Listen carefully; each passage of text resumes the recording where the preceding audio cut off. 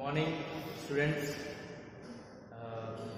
हम लोगों ने पिछली क्लास में महाजनपद काल के बारे में अध्ययन किया था और वैदिक काल की संवैधानिक व्यवस्था, गणतंत्रात्मक व्यवस्था कैसी थी, इसके बारे में मैंने आपसे बात की।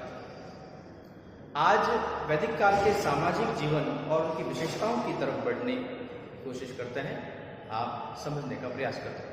मैं उम्मीद कर रहा हूँ कि आप लोगों को जो भी हिस्ट्री के बारे में बताया जा रहा है वह हमारे वीडियोस के माध्यम से समझ में आ रहा होगा। तो मैं कह रहा था कि आज हम लोग सामाजिक जीवन की प्रमुख विशेषताओं के बारे में अध्ययन करेंगे और ये विशेषताएं कौन कौन सी, देखिए, किसी देश या किसी भी शासन के अंतर्गत सामाजिक जीवन या समाज महत्वपूर्ण स्थान रखता है और समाज परिवार लोगों से मिलकर बनता है।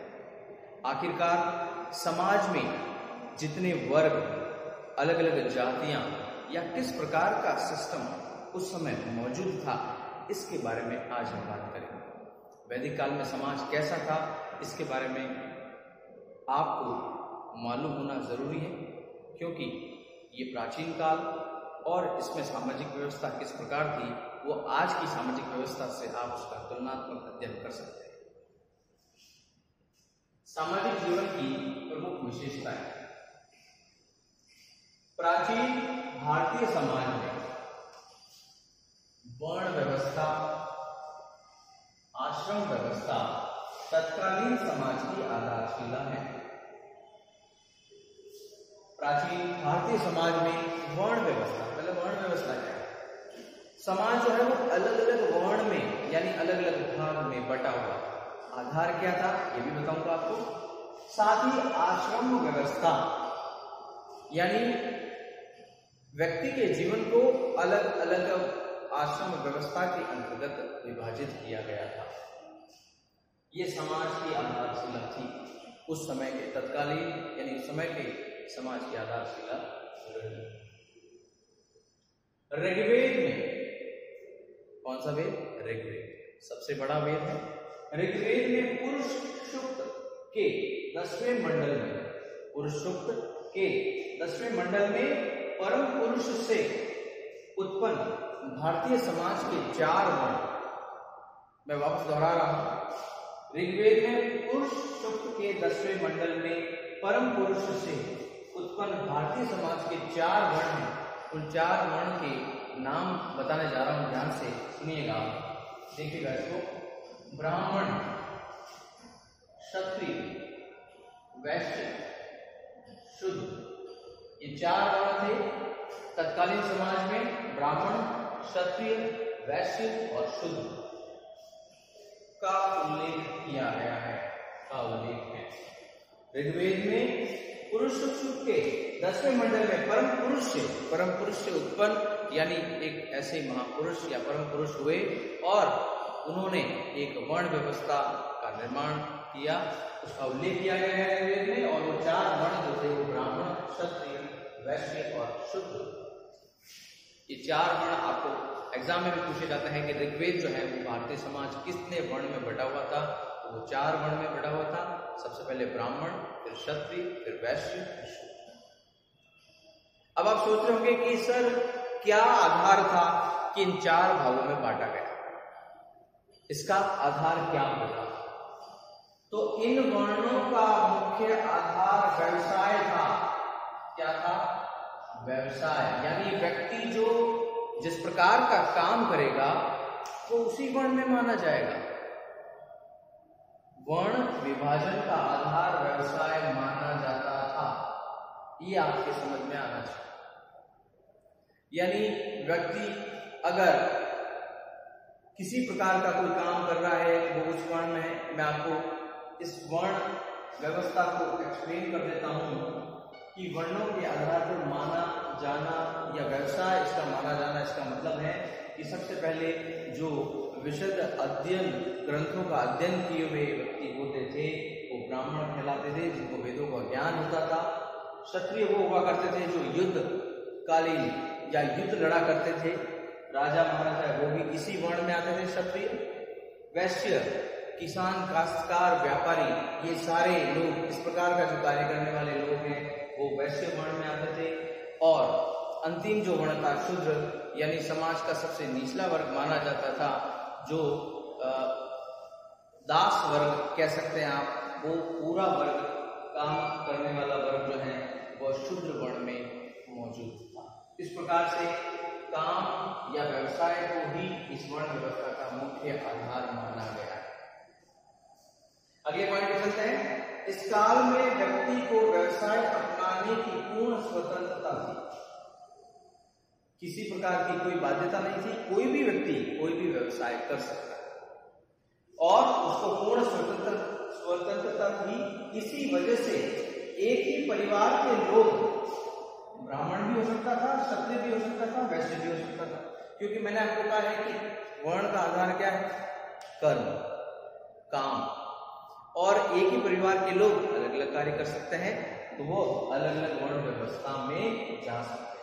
ब्राह्मण, क्षत्रिय और वैश्य भी हो सकते हैं। विद्यार्थियों, अगला पॉइंट है उत्तर वैदिक काल। मैंने आपको कहा था कि ऋग्वेद में, वैदिक काल में दो व्यवस्था, ऋग्वैदिक काल और उत्तर वैदिक काल। तो उत्तर वैदिक काल में वर्ण भेद व्यवस्था, यानी ये जो व्यवस्था थी, ये वर्ण भेद व्यवस्था का और अधिक विकास हो गया, लेकिन आधार कर्म ही रहा। वर्ण भेद व्यवस्था का मतलब मैं आपको समझा दूं कि ये जो अलग अलग वर्ण बने हुए थे, तो जिसका जिस प्रकार से कार्य होता था उसके साथ समाज का व्यवहार उसी प्रकार होता था। तो धीरे धीरे उत्तर वैदिक काल में व्यवस्था जो है वो बदली, लोगों का व्यवहार बदला, कार्य के आधार पर लोगों के साथ व्यवहार होता था, तो ये वर्ण भेद व्यवस्था कहलाई। अगला जो पॉइंट है वर्ण व्यवस्था। देखिए, कोई भी चीज, चाहे आज वर्तमान में कोई व्यवस्था है, जरूरी नहीं है कि ये व्यवस्था हमेशा के लिए ऐसी ही रहेगी, ऐसा कतई जरूरी नहीं है। इसीलिए ये व्यवस्था भी धीरे धीरे आगे जाकर इसका रूप कुछ और बदला, जो आज वर्तमान में हम लोग देखते हैं। कैसे? वर्ण व्यवस्था आगे जाकर विकृत रूप में बदलकर, विकृत रूप यानी और कठोर रूप में बदली, और ये बदलकर धीरे धीरे जन्म आधारित व्यवस्था, जाति व्यवस्था स्थापित होने लग गई। जो आज हम लोग देखते हैं कि आज हमारे भारतीय समाज में जाति व्यवस्था जो है वो पूर्ण रूप से स्थापित है।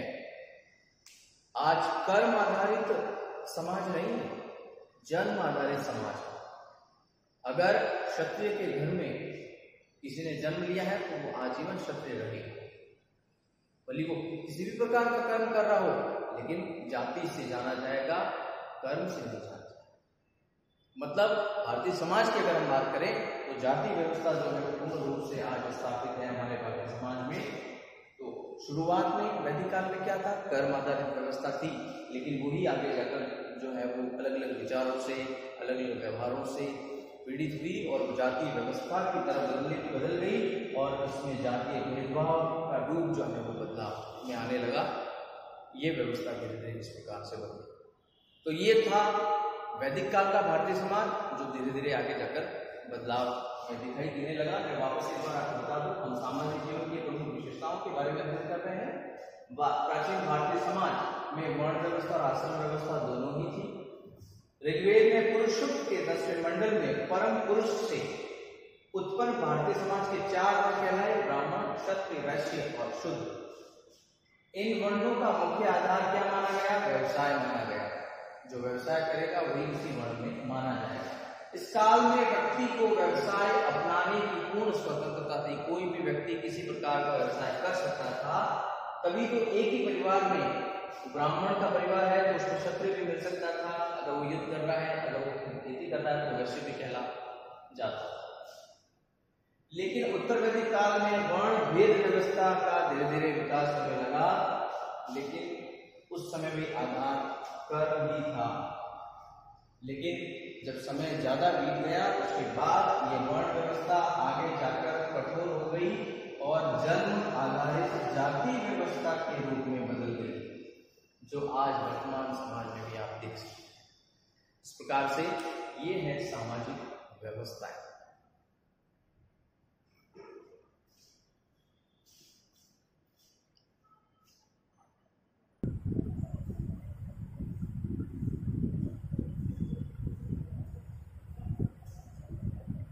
तो स्टूडेंट्स, हम लोग सामाजिक जीवन के बारे में अध्ययन कर रहे थे, सामाजिक जीवन की प्रमुख विशेषताओं के बारे में।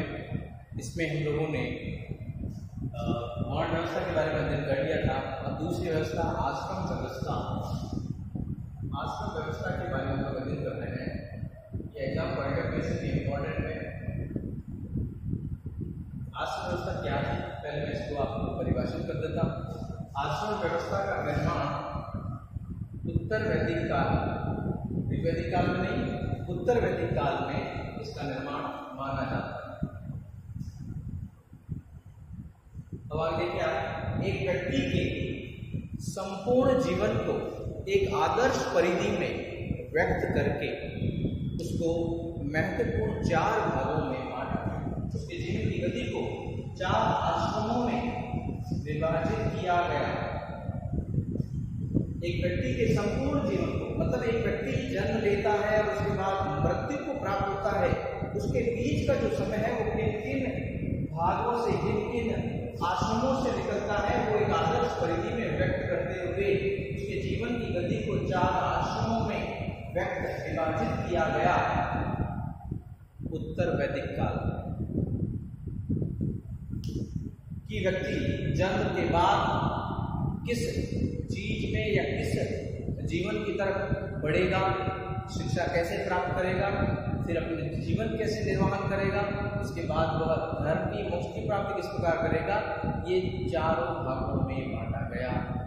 चारों आश्रम जो है वो आश्रम व्यवस्था कहलाएगी। अब ध्यान से आप इस आश्रम व्यवस्था को समझने की कोशिश कीजिएगा। आश्रम व्यवस्था, पहला जो आश्रम है वह है ब्रह्मचर्य आश्रम। पहला जो आश्रम होगा वो ब्रह्मचर्य आश्रम होगा।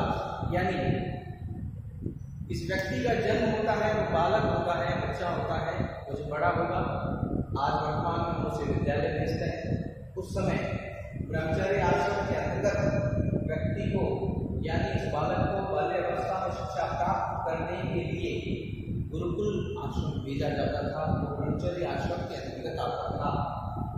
क्या करेगा, व्यक्ति शिक्षा प्राप्त करेगा और धर्म से परिचित होगा। वैदिक काल में बालक शिक्षा, पूर्ण शिक्षा प्राप्त करेगा और धर्म से परिचित होगा। यह ब्रह्मचर्य आश्रम के अंतर्गत माना है। जो दूसरा आश्रम है, जब वो पूर्ण शिक्षा प्राप्त कर लेगा, पूर्ण धर्म से परिचित हो जाएगा और जब वो युवा होगा तब वह गृहस्थ आश्रम में प्रवेश करेगा। दूसरा जो आश्रम है वह है गृहस्थ आश्रम। इस गृहस्थ आश्रम में व्यक्ति का कर्म क्या होगा? इस गृहस्थ आश्रम के अंतर्गत व्यक्ति धर्म की सीख, यानी धर्मरत होकर अर्थ व काम को प्राप्त करेगा। धर्मरत, क्योंकि धर्म से वो पूर्ण परिचित ब्रह्मचर्य आश्रम में हो चुका है, तो वह आश्रम यानी गृहस्थ आश्रम में वह अर्थ यानी धन कमाना, धन की प्राप्ति करना सीख पाएगा, वह अर्थव्यवस्था करना सीख पाएगा और काम को प्राप्त करना सीखेगा। यानी गृहस्थ जीवन को जीना भी उसको पूर्ण रूप से आ जाएगा।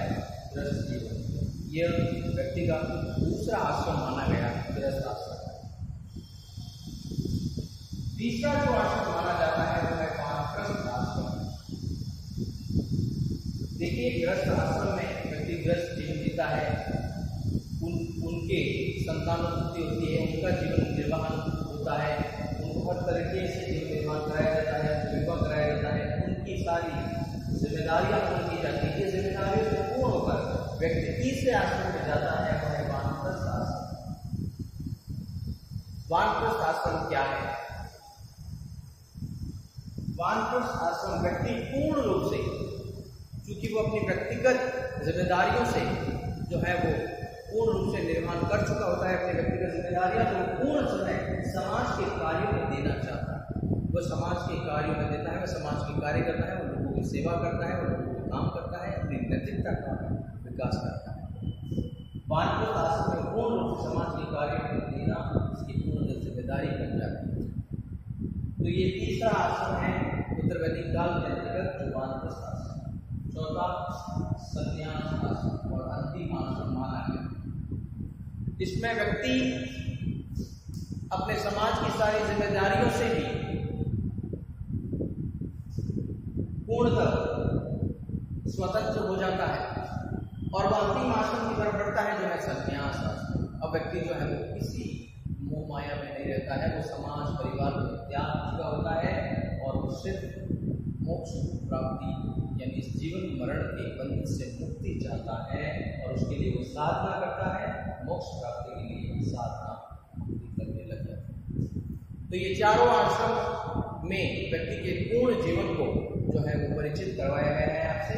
मैं आपको बता दूं, हालांकि जन्म और मरण व्यक्ति के हाथ में नहीं होता है, लेकिन फिर भी वैदिक काल में ये माना गया कि एक व्यक्ति पूर्णतः 100 वर्ष तक जीता है। माना गया, जरूरी नहीं है कि 100 साल तक जिए, लेकिन इस व्यवस्था के आधार पर ब्रह्मचारी आश्रम को 0 से 25 वर्ष माना गया, गृहस्थ आश्रम को 25 से 50 वर्ष तक माना गया, वानप्रस्थ आश्रम को 50 से 75 वर्ष तक माना गया और जो अंतिम आश्रम है 75 से 100 वर्ष माना गया है संन्यास आश्रम। इस प्रकार से 100 वर्ष का जीवन जो है वो 4 आश्रमों में विभाजित किया।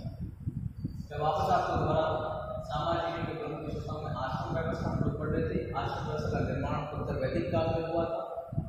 व्यक्ति के संपूर्ण जीवन को एक आदर्श परिधि में व्यक्त करते हुए व्यक्ति के जीवन को 4 आश्रमों में विभाजित किया गया। ये चारों आश्रम इसी प्रकार से आप अपनी कॉपी में नोट डाउन करेंगे। ये चारों आश्रम में सबसे पहले ब्रह्मचर्य आश्रम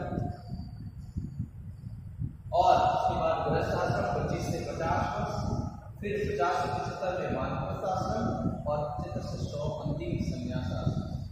कार्य क्या होगा मैंने आपको बताया कि ब्रह्मचर्य शिक्षा प्राप्त करेगा और धर्म से वंचित होगा, गृहस्थ आश्रम में धर्म रत होकर अर्थ और काम को प्राप्त करेगा, वानप्रस्थ आश्रम में पूर्ण समय समाज के कार्य में देगा और संन्यास आश्रम में मोक्ष प्राप्ति करके साधना करेगा, मोक्ष प्राप्ति करने के लिए साधना करेगा। मैं उम्मीद करता हूँ कि आप लोगों को इतिहास की ये चीज़ें समझ में आ रही होगी और आप इनसे धीरे धीरे इनको अपनाने का मतलब यह है कि इनको जो है वो समझने का प्रयास करें और किसी तरह की अगर कोई चीज़ अगर समझ में नहीं आती हो तो आप अपनी समस्या रख सकते हैं, उसका समाधान